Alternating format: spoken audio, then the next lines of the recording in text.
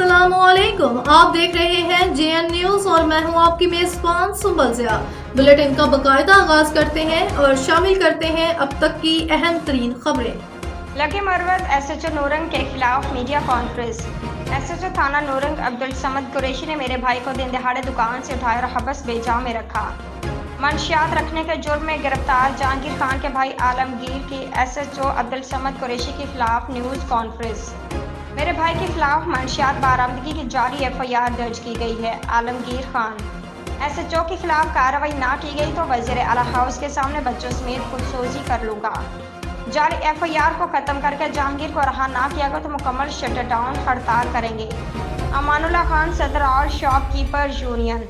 Alamgir police का taut था और डीपीओ ने इसके पुलिस स्टेशन दाखिले पर पाबंदी लगा रखी है। एसएचओ अब्दुल समद कुरैशी जहांगीर आदि मंशियात फरोश है। 2 माह पहले भी मंशियात रखने के जुर्म में उस पर एफआईआर दर्ज हुई है। आलमगीर ने केस खत्म करने के लिए मुझे रिश्वत की पेशकश की। मंशियात फरोशों के साथ किसी किस्म की नरमी नहीं बरती जाएगी।